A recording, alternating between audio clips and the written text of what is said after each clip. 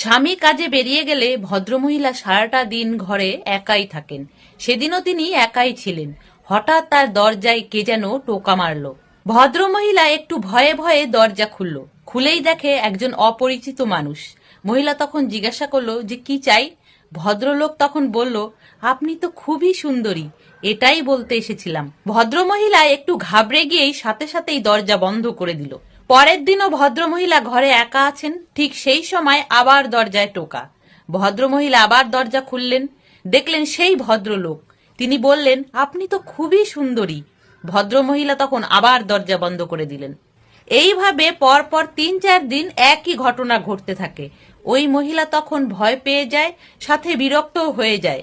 তার স্বামী অফিস থেকে বাড়ি ফিরলে ওই মহিলা তখন সমস্ত ঘটনা তার স্বামীকে খুলে বলে। স্বামী এই ঘটনা শুনে ভীষণ রেগে যায়। সে তখন তার স্ত্রীকে বলে, কি তুমি এই ঘটনা আমাকে আগে বলনি কেন?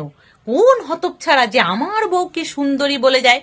কালকে আমি অফিসে যাব না, সারাদিন বাড়ি থাকবো। ওই লোক যখন আসবে তুমি দরজা খুলে দেবে, আমি দরজার পাশেই লুকিয়ে থাকবো। যেই তোমাকে সুন্দরী বলবে অমনি তুমি বলবে যে হ্যাঁ আমি সুন্দরী, তাতে তোমার কি।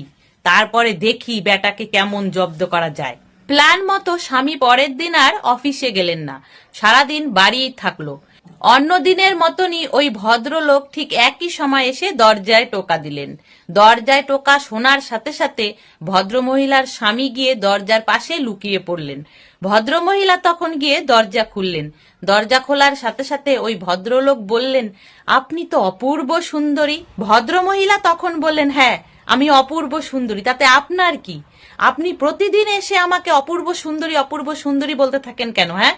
লোকটি তখন বিনয়ের সাথে 2 হাত জোর করে ভদ্রমহিলার সামনে বলতে থাকলো যে এই বিশ্বাস আর অনুভূতিটা আপনি আপনার স্বামীর ভিতরে জাগিয়ে তুলছেন না কেন?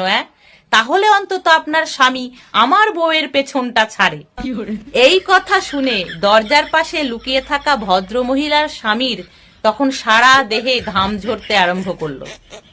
তাহলে বন্ধুরা, ছোট্ট একটা মজার গল্প, যদি ভালো লাগে প্লিজ লাইক করে দিও, সাথে কমেন্টেও জানিও তোমাদের মতামত। সকলে ভালো থেকো, সুস্থ থেকো।